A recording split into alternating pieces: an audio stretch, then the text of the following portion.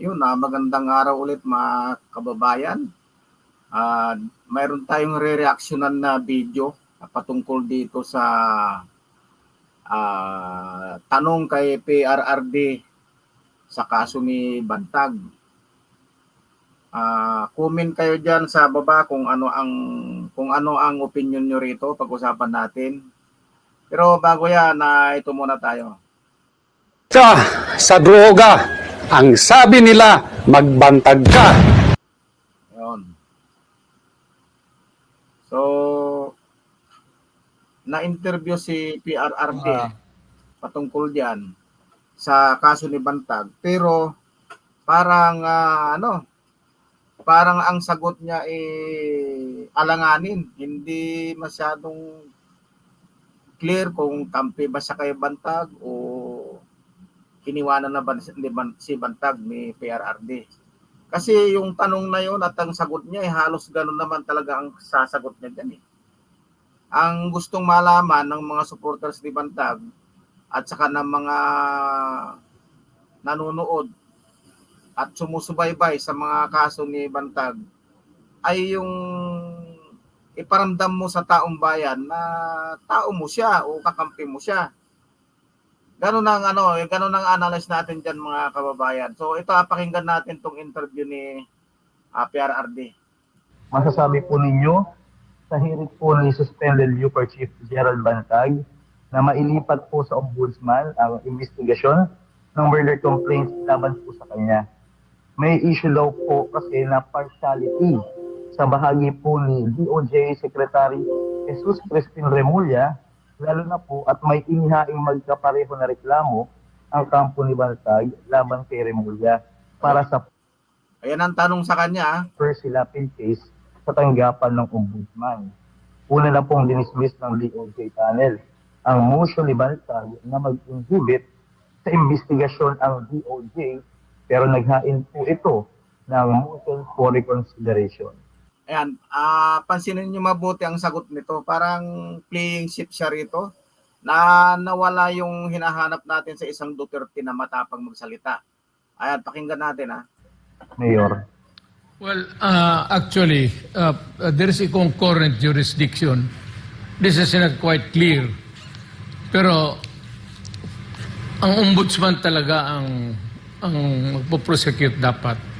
But since nauna yung to take the jurisdiction over the case, ang DOJ, the ombudsman naman pala dapat noon pa lang, nung tinitira pa lang si Bantag, dapat siguro kinuusap nyo rin si Bantag na mag-file ka agad ng kaso doon sa ombudsman para kahit pa paano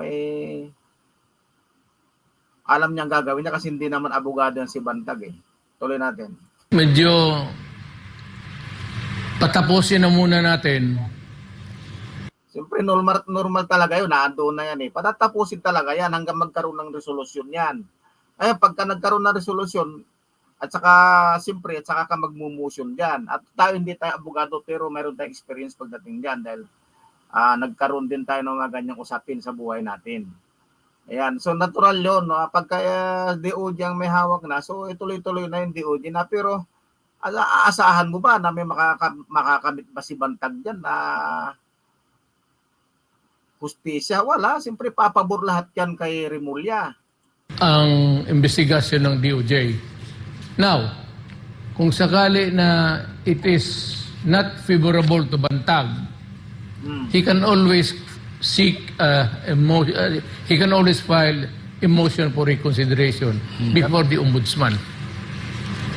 He can Gano'n naman talaga lagi 'yan Kasi siyempre kung anong naging desisyon doon, magmo-motion ka talaga.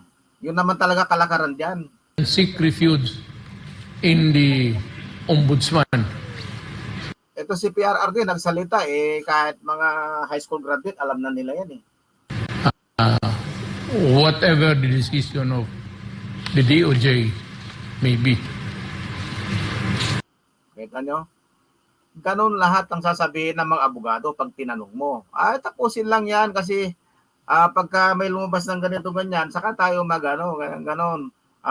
Apela natin, mag-motion tayo, ganon. Ay sa tingin nyo ba may makakamit bang katarungan dyan si Bantag? Wala, dahil siyempre ang kumaakusa sa kanya sekretary mismo ng DOJ. Tapos sila pa may hawak. Pakinggan natin, tuloy natin. Pwede ho siyang umakyat sa ombudsman for another round of investigation. Tama. Ganun naman talaga yan, mga kababayan. So, ano man ang opinion nyo diyan, ano man ang pag-analyze nyo diyan, comment nyo sa baba at pag-usapan natin. Kasi hindi naman tayo abogado para sabihin natin ganito, ganyan, ganito. Pero yun talaga ang kalakaran diyan. Yun talaga ang proseso diyan. Pag may complaint sa'yo, doon muna yan sa kung sinong may hawak, antayin mo yung resolusyon niyan. Pag lumabas ang resolusyon, magmo-motion ka, antayin mo na naman yung resulta ng motion. Ayun, sa susunod na video natin, pag-uusapan natin kung may makahihinatnan ba itong kaso ni Bantag na ito o wala. Okay, hanggang dito na lang mga kababayan. Sa susunod na video, abangan nyo, pag-uusapan natin ulit. Sa droga, ang sabi nila, magbantag ka.